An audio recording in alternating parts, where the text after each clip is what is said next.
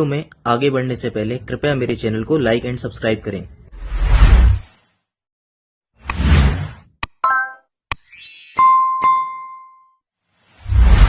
Minoxidil बालों का इलाज या सिर्फ टेम्परेरी सोल्यूशन, पूरी कंप्लीट गाइड आज मैं आपको हिंदी में बताऊंगा। अगर आपके बाल झड़ रहे हैं और अगर आपके बाल पतले हो रहे हैं, आपकी हेयर लाइन रिसीड या पीछे जा रही है, क्राउन एरिया खाली होता जा रहा है, तो यदि आपने सोशल मीडिया पर, यूट्यूब पर, इंस्टा पर या फेसबुक पर सर्च किया होगा तो एक नाम आपको बार बार फ्लैश हो रहा होगा और उस मेडिसिन का नाम है मिनॉक्सिडिल। लेकिन सबसे बड़ा सवाल यह है कि क्या मिनॉक्सिडिल सच में बाल उगा सकता है? क्या इसको लगाने से हमारे नए बाल आते हैं? क्या इसको लगाने से बाल हमारे फिर से बने रहते हैं? और इसको जब हम बंद करते हैं तो क्या हमारे बाल फिर से बहुत ज्यादा झड़ना चालू कर देते हैं? और सबसे इंपॉर्टेंट, क्या मिनॉक्सिडिल हर व्यक्ति के लिए सेफ है? इंटरनेट पर मिनॉक्सिडिल के बारे में बहुत सारी बातें कही जाती हैं। कोई कहता है कि ये मिरेकल मेडिसिन है, कोई कहता है कि इसको बंद करते ही सारे बाल झड़ जाते हैं, और कोई सिर्फ इसकी साइड इफेक्ट के बारे में ही बातें करता है। लेकिन सच क्या है? तो आज हम अपने इस वीडियो में इसका पूरा साइंटिफिकली तरीके से मिनॉक्सिडिल के बारे में पूरी जानकारी आपके साथ शेयर करेंगे। इस वीडियो में हम मिनॉक्सिडिल के बारे में पूरी बात शुरुआत से लेकर अंत तक समझेंगे। ये मिनॉक्सिडिल बेसिकली है क्या, ये कैसे काम करता है, किसे लेना चाहिए या किसे नहीं, यह काम कैसे करता है, कैसे लगाना चाहिए, कितने समय तक इस्तेमाल करना चाहिए, मिनॉक्सिडिल हेयर फॉलिकल के अंदर जाके करता क्या है, किस स्टेज पर सबसे ज्यादा फायदा होता है, 5% मिनॉक्सिडिल अच्छा है कि 2% मिनॉक्सिडिल अच्छा है, क्या ये सिर्फ पुरुषों के लिए होता है, महिलाओं में इसका इस्तेमाल किया जा सकता है कि नहीं, क्या इसको फिनेस्ट्राइड के साथ कंबाइन यूज करना चाहिए, कितने महीने में रिजल्ट दिखाई देता है, शुरुआत में शेडिंग क्यों होती है इसको लगाते ही, इसके साइड इफेक्ट क्या हैं, इसको सही तरीके से कैसे इस्तेमाल किया जाता है, और सबसे बड़ा सवाल, क्या ओरल मिनॉक्सिडिल टॉपिकल मिनॉक्सिडिल से ज्यादा सेफ और ज्यादा पावरफुल है? और इस वीडियो के अंत में मैं आपको ये बताऊंगा कि मिनॉक्सिडिल को अकेले लेना चाहिए या अन्य कॉम्बिनेशन थेरेपी के साथ इसको कंबाइंड में यूज करना चाहिए ताकि आपको रिजल्ट अच्छा लगे।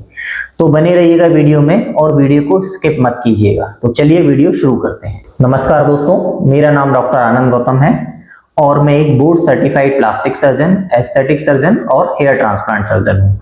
और आज का हमारा टॉपिक है मिनॉक्सिडिल।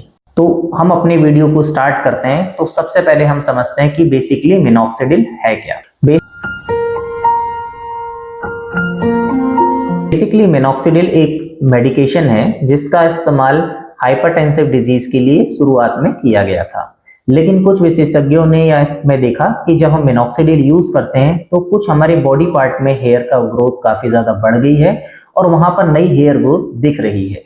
बॉडी और स्कैल्प में हेयर ग्रोथ होने लगी और यहीं से रिसर्च का इंटरेस्ट बढ़ा।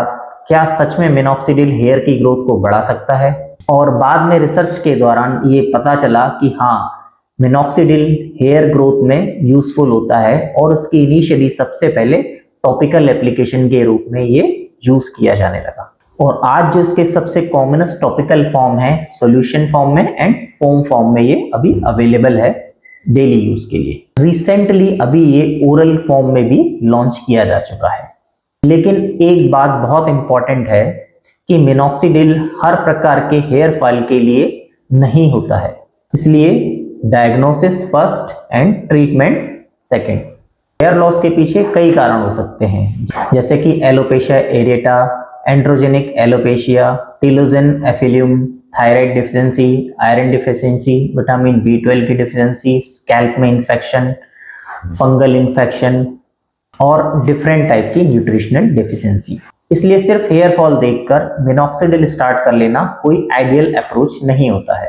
पहले ये पता लगाना जरूरी होता है कि हेयर लॉस का कारण क्या है। अब हम इस टॉपिक का डिस्कशन स्टार्ट करते हैं कि मिनॉक्सिडिल बेसिकली काम कैसे करता है। अब जो इसका सबसे इंटरेस्टिंग पार्ट ये है कि मिनॉक्सिडिल बालों की ग्रोथ को कैसे बढ़ाता है। एग्जैक्ट मैकेनिज्म तो अभी तक डायग्नोसिस नहीं हो पाया है, इस पर रिसर्च चल रही है, पर मोटे तौर पर यह देखा गया है कि जो मिनॉक्सिडिल होता है वो हेयर ग्रोथ की साइकिल को ब्लड सर्कुलेशन बढ़ाकर और उसकी जो ट्रांजिशन फेस है उसको कम करके इफेक्ट देता है। नॉर्मली बाल 3 फेस में रहते हैं, anagen face, catagen face and telogen face.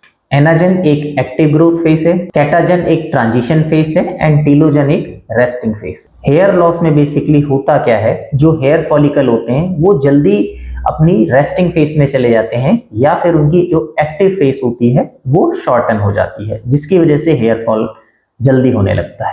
Minoxidil को जो मेन इफेक्ट माना जाता है वो इसी हेयर ग्रोथ की जो एक्टिव साइकिल है उसको बढ़ा देता है, जिसकी वजह से हेयर ग्रोथ भी आपकी बढ़ जाती है और हेयर फॉल कम हो जाता है। एक और इंपॉर्टेंट मैकेनिज्म है vascular mechanism, means blood flow को बढ़ा के।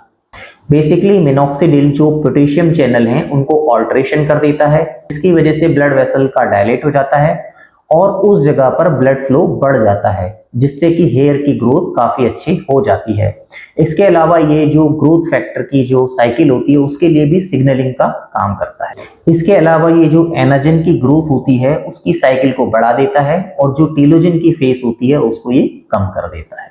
तो बेसिकली अब आप समझ गए होंगे कि मिनॉक्सिडिल के मल्टीपल इफेक्ट हैं, एग्जैक्ट मैकेनिज्म नहीं पता, उस पर रिसर्च चल रही है, पर ओवरऑल ये जो देखा जाता है कि डेफिनेटली जब हम मिनॉक्सिडिल को यूज करते हैं प्रॉपर तरीके से तो हेयर ग्रोथ की साइकिल अच्छी बढ़ती है और हेयर फॉल भी कम होता है, जिसकी वजह से ओवरऑल जो आपकी हेयर की डेंसिटी है बढ़ जाती है।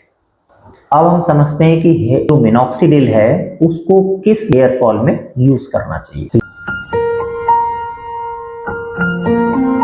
ये सबसे इंपॉर्टेंट क्लिनिकल क्वेश्चन है कि मिनॉक्सिडिल से फायदा किसको होता है। सबसे ज्यादा जो एविडेंस है वो एलोपेशिया एरेटा और एंड्रोजेनिक एलोपेशिया में इसका सबसे ज्यादा रोल या यूज देखा गया है। मेल पैटर्न में ये जो फ्रंटल की रिसीडिंग हेयर लाइन होती कम होती है, हेयर फॉल ज्यादा होता है, हेयर की डेंसिटी कम होने लगती है, हेयर पतले होने लगते हैं, क्राउन एरिया में हेयर कम होने लगते हैं, वहां पर मिनॉक्सिडिल का इफेक्ट बहुत अच्छा आता है। महिलाओं में अक्सर सेंट्रल पार्ट की वाइडनिंग होती है, डिफ्यूज थिनिंग होती है, क्राउन एरिया की थिनिंग होती है और हेयर फॉलिकल काफी जल्दी फॉल होके गिरने लगते हैं, तो वहां पर भी इसका इफेक्ट काफी अच्छा आता है महिलाओं में। लेकिन एक बात याद रखिएगा कि जब भी हेयर फॉल आपका ज्यादा होने लगे या हेयर पतले होने लगे, आप जितना जल्दी इसका इस्तेमाल करेंगे उतना रिजल्ट आपको बहुत अच्छा इसमें दिखेगा और उतनी जल्दी आपकी हेयर डेंसिटी रिगेन होगी, क्योंकि एक हेयर फॉल की साइकिल को पूरा होने में कंप्लीटली 6 मंथ का टाइम लगता है। इसलिए आप जितना जल्दी इसको ट्रीटमेंट को स्टार्ट करेंगे उतना जल्दी आपको रिजल्ट मिलेंगे। अब हमारा जो नेक्स्ट टॉपिक है इसमें कि मिनॉक्सिडिल कौन सा यूज करें, 2% इज आइडियल और 5%। तो मार्केट में अलग अलग कॉन्सेंट्रेशन और अलग अलग फार्मूलेशन के मिनॉक्सिडिल अवेलेबल हैं, जैसे कि फोम फॉर्म में है, सोल्यूशन फॉर्म में है, 2% में, 5% में और 10% में है।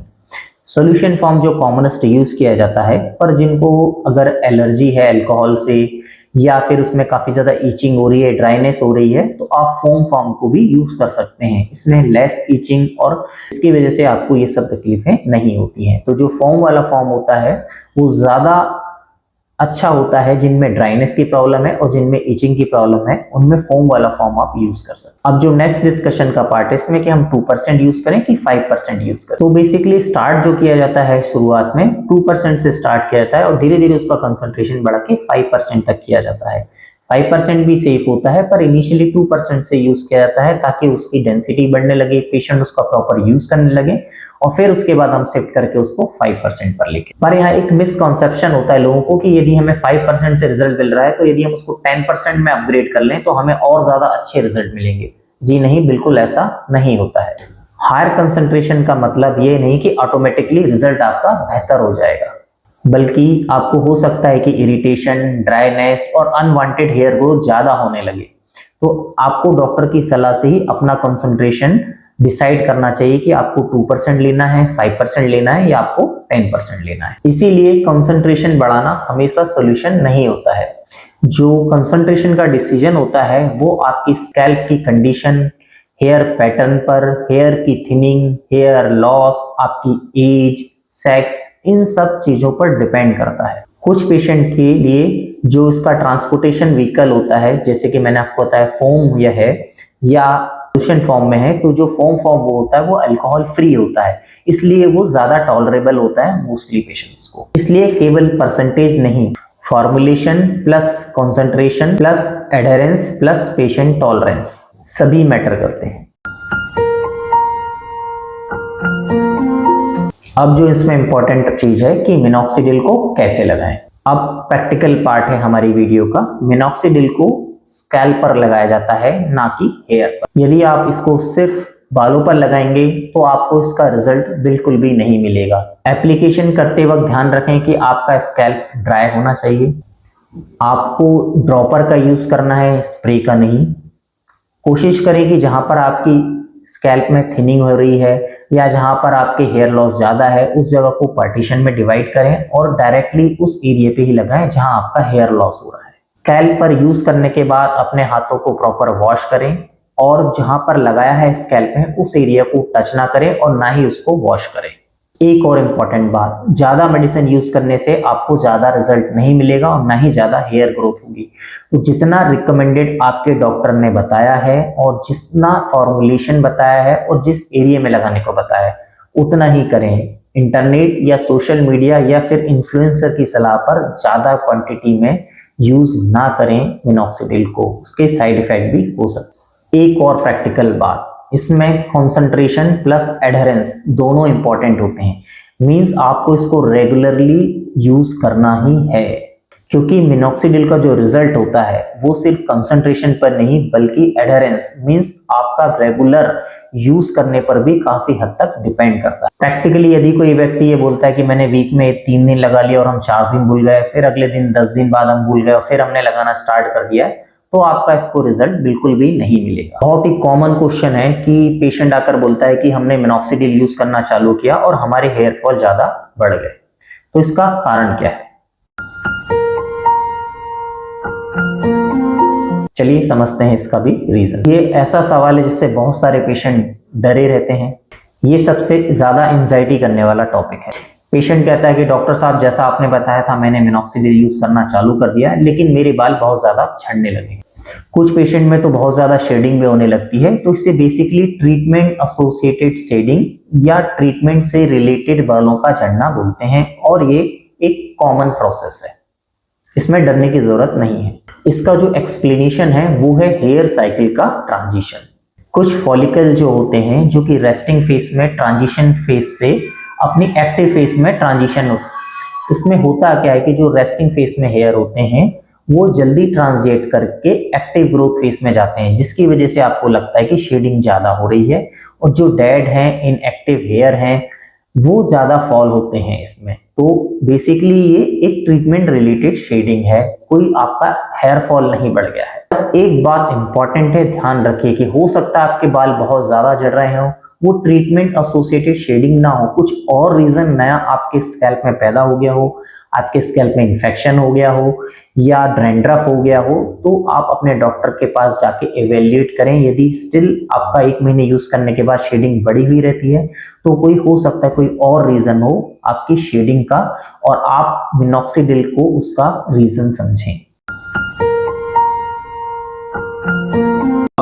पेशेंट का जो नेक्स्ट क्वेश्चन रहता है कि भैया रिजल्ट कब आता है, तो ये सबसे कॉमन क्वेश्चन है कि डॉक्टर साहब हमारे बाल कितने दिनों बाद नए आ जाएंगे या हमारे बाल झड़ने कब बंद हो जाएंगे। देखिए हेयर ट्रीटमेंट जो वाला ट्रीटमेंट होता है वो काफी पेशेंस वाला होता है। देखिए हेयर फॉल जो होना होता है वो एक दिन से तो स्टार्ट नहीं हुआ होता है, काफी टाइम बाद हुआ होने लगता है और बहुत सारे पेशेंट काफी ज्यादा लेट रिपोर्ट करते हैं, कुछ तो 2 साल बाद आते हैं, कई 3 साल बाद आते हैं।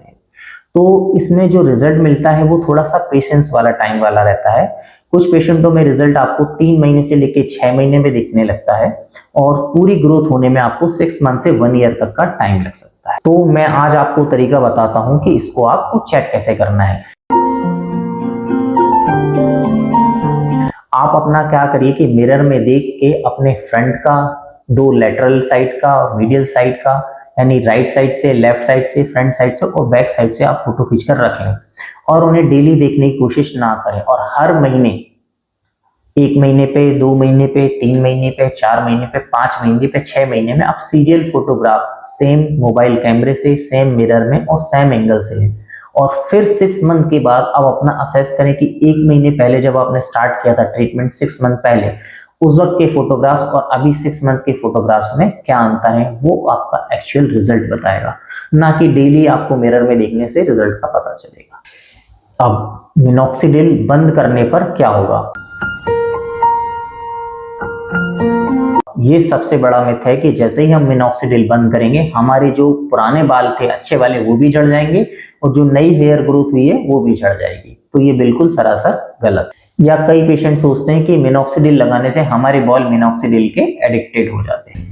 ऐसा नहीं है, ना तो हमारे हेयर मिनॉक्सिडिल के लिए एडिक्टेड होते हैं और ना ही मिनॉक्सिडिल के स्टॉप करते ही हमारे बाल झड़ने लगते। होता क्या है कि हो सकता है कि हम मिनॉक्सिडिल के सब यूज कर रहे हैं, हमारी ग्रोथ अच्छी आ रही हो, हेयर फॉल कम हो गया, तो जैसे ही हम मिनॉक्सिडिल बंद करते हैं तो मिनॉक्सिडिल का जब इफेक्ट कम होने लगता है तो फिर से जो पुरानी बीमारी हमारी, जो कि अंडरलाइंग डिजीज है, या तो एंड्रोजेनिक एलोपेशिया है या एलोपेशिया एरिएटा है, उसके कारण जो बालों की शेडिंग या बाल झड़ रहे थे या बाल पतले हो रहे थे, वो डिजीज तो अंडरलाइन चलती रहती है। तो उसके कारण हमको लगता है कि हमारी बाल फिर से ज्यादा झड़ने लगे, जबकि ऐसा नहीं होता है। इसलिए जो मिनॉक्सिडिल होता है उसका लॉन्ग टर्म ट्रीटमेंट होता है और उसका रिजल्ट भी लॉन्ग टर्म तक रहता है। मिनॉक्सिडिल को बेसिकली एंटीबायोटिक नहीं समझना चाहिए कि हमने 10 दिन या 15 दिन का कोर्स लिया और बीमारी खत्म तो एंटीबायोटिक का रोल भी खत्म। ये लॉन्ग टर्म ट्रीटमेंट होता है और इसको काफी लंबे समय तक कंटिन्यू रखना चाहिए। अब हम बात करते हैं मिनॉक्सिडिल के साइड इफेक्ट की। तो अब सेफ्टी की बात करते हैं। मिनॉक्सिडिल में कोई बहुत ज्यादा साइड इफेक्ट नहीं है। इनिशियली पेशेंट को स्कैल्प में ड्राइनेस, इरिटेशन, इचिंग, ये चीजें हो सकती हैं। कई पेशेंटों में रेडनेस या स्केलिंग भी हो सकती है। यदि आपको अल्कोहल से एलर्जी है तो आप फोम बेस्ड मिनॉक्सिडिल यूज कर सकते हैं, उसमें ये सारे साइड इफेक्ट काफी कम हो जाते हैं, बहुत ही मिनिमम होते हैं। अब बात करते हैं हम ओरल मिनॉक्सिडिल की। तो जो ओरल मिनॉक्सिडिल होता है वो अभी रिसेंटली लॉन्च हुआ है और उस पर स्टडी चल रही है, पर उस देखा गया है कि ओरल मिनॉक्सिडिल के भी रिजल्ट काफी अच्छे हैं अगर इनको अन्य थेरेपी के साथ कॉम्बिनेशन में यूज किया जाए।